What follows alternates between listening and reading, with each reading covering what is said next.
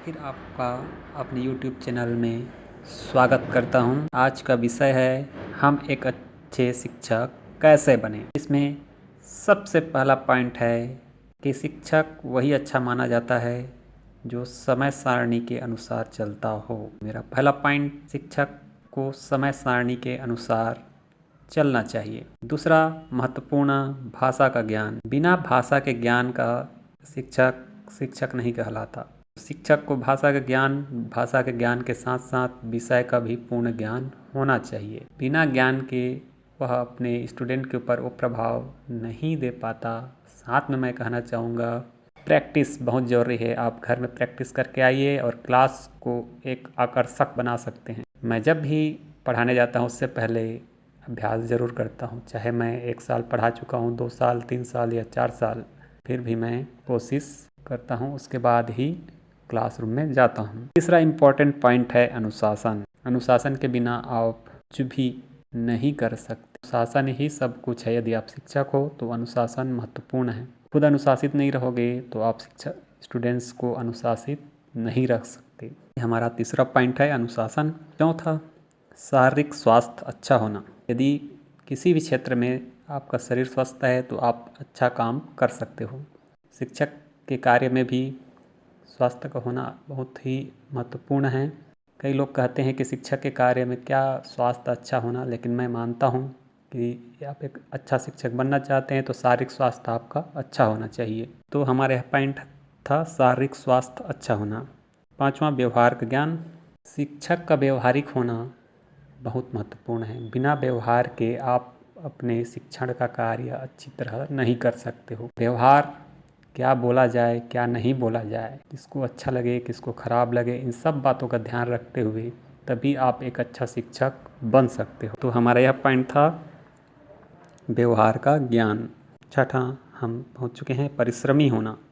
शिक्षक के लिए बहुत महत्वपूर्ण है। परिश्रम से वह नहीं भाग सकता। बहुत महत्वपूर्ण है परिश्रमी होना, मेहनती होना।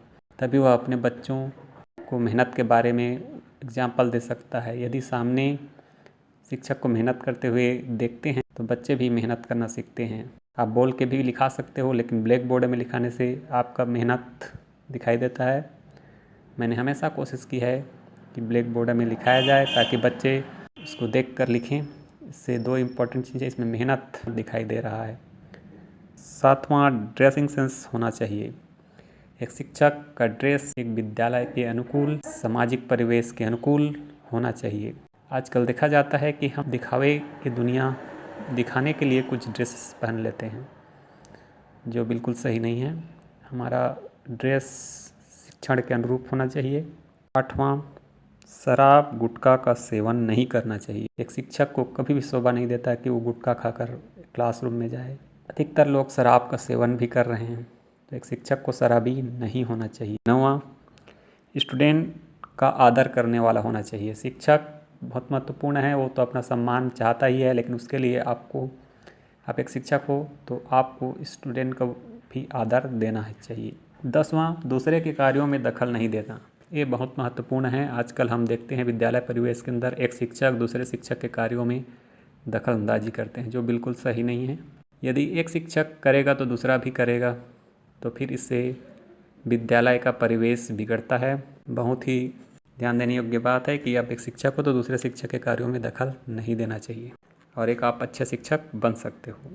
11, विद्यालय की चापलूसी नहीं करना चाहिए। अपने काम पर ध्यान देना चाहिए। ये बहुत महत्वपूर्ण है। आजकल हम अपने पद को बचाने के लिए विद्यालय की चापलूसी करते हैं और सैकड़ों स्टूडेंट के जीवन के साथ हम खेल कर देते हैं। हम अपनी जगह बताते हैं, काम में ध्यान नहीं देते हैं, और जितना ध्यान हम चापलूसी में लगाते हैं उतना ध्यान यदि हम विद्यालय के स्टूडेंट्स के विकास में लगाएं तो कहीं बेहतर होगा। तो ये हमारा पॉइंट था, विद्यालय की चापलूसी ना करके हमको अपने कार्यों में ध्यान देना चाहिए।